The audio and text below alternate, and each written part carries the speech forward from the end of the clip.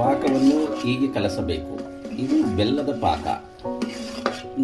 ಮುಂಚಿತವಾಗಿ ಕಡಲೆಕಾಳು, ಶೇಂಗಾಕಾಳು ಮತ್ತು ಕಾಯಿ ತುರಿಯನ್ನು ಈ ರೀತಿ ಮಾಡಿಕೊಳ್ಳಬೇಕು. ಈ ರೀತಿ ನಿಮ್ಮಲ್ಲಿ ಸಾಫ್ಟ್ ಬರುತ್ತೆ ನೋಡಿ. ಹೇಗಿದೆ? ಈ ರೀತಿ ಹಳ್ಳಾಗಿ ಉದುರಬೇಕು. ಪಾಕವನ್ನು ಈ ರೀತಿ ಪ್ರತಿ ಸರಿ ಅಳ್ಳಾಡಿಸಬೇಕು. ನೀವು ಚಮಚೆಯಿಂದ ಅಳ್ಳಾಡಿಸಿ, ಕೈಲಿಂದ ಅಳ್ಳಾಡಿಸಿ, ಯಾವುದರಿಂದ ಅಳ್ಳಾಡಿಸಿ. ಈ ರೀತಿ ಅಳ್ಳಾಡಿಸಬೇಕು. ನೋಡಿ ಹೇಗೆ ನೊರೆ ಬರ್ತಾ ಇದೆ ನೋಡಿ. ಅವರು ಹೇಗೆ ಮೇಡಮ್ ಅವರು ಹೇಗೆ ಪಾಕವನ್ನು ಎತ್ತೆತ್ತಿ ನೋಡುತ್ತಿದ್ದಾರೆ. ಇನ್ನು ಅದು ಮಂದವಾಗಿ ಬರಬೇಕು, ಎಳೆ ಮಂದವಾಗಿ ಬರಬೇಕು ನೋಡಿ. ಈ ರೀತಿ ಟೆಸ್ಟ್ ಮಾಡಬೇಕು ನೀರು ಹಾಕ್ಕೊಂಡು. ನೋಡಿ ಯಾವ ರೀತಿ ಟೇಸ್ಟ್ ಮಾಡ್ತಾ ಇದ್ದಾರೆ ನೋಡಿ. ನೋಡಿ ಈ ಬ್ರಹ್ಮವಿದ್ಯೆಯನ್ನು ನೋಡಿ, ಒಂದು ಸ್ವಲ್ಪ ನೋಡಿ ತಿಳಿದುಕೊಳ್ಳಿ.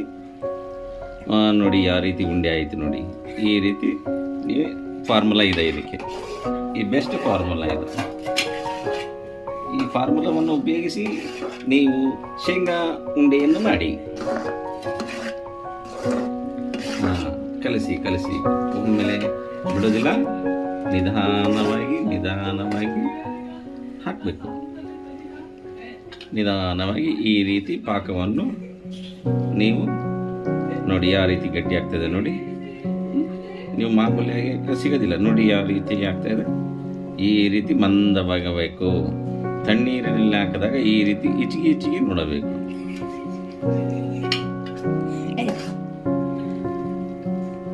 ನೋಡಿ ಇದು 3ನೇ ಬಾರಿ. ಇದು ಒಂದು ರೀತಿ ಲ್ಯಾಬ್ ಟೆಸ್ಟಿಂಗ್ ಇದೆ. ಲ್ಯಾಬಲ್ಲಿ ಯಾವ ರೀತಿ ಪರೀಕ್ಷೆ ಮಾಡುತ್ತಾರೆ ಆ ರೀತಿ ಪರೀಕ್ಷೆ ಮಾಡುತ್ತಿದ್ದಾರೆ. ಇದು ಸ್ಪೆಷಲ್ ರೇಖಾ ಅಡಿಗೆ ಮನೆ.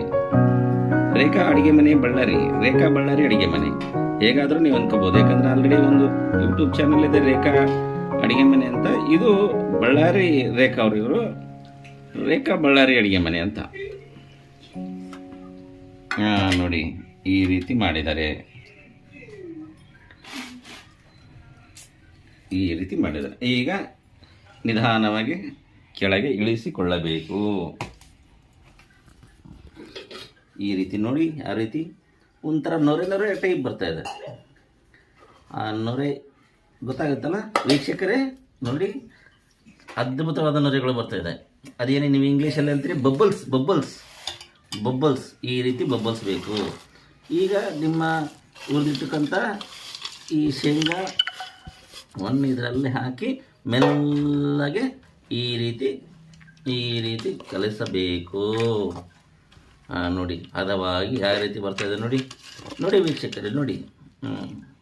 ಮಹಿಳೆಯರೇ ನೋಡಿ ಯಾವ ರೀತಿ ಬರ್ತದೆ, ಯಾವ ರೀತಿ ಗಟ್ಟಿ ಆಗ್ತಾ ಇದೆ ನೋಡಿ. ಒಂದು ಸ್ವಲ್ಪ ಜೋರಾಗಿ ತಿರುಗಿಸಬೇಕು ನೋಡಿ. ಅಂಟಾಗಿ ಬಂದಿದೆ. ಇದನ್ನು ನೀವು ಅಂಟಿನವರು ಉಂಡೆ ಆದರೆ ಕರೀರಿ, ಶೇಂಗಾ ಉಂಡೆ ಆದರೆ ಕರೀರಿ, ಅಥವಾ ಹೊಸ ಹೆಸರು ನೀವೇನಾದರೂ ಇಡ್ಬೋದು ಅದಕ್ಕೆ. ನೋಡಿ ನಿಧಾನ. ಕೈ ಭಾಳ ಬಿಸಿ ಇರುತ್ತೆ.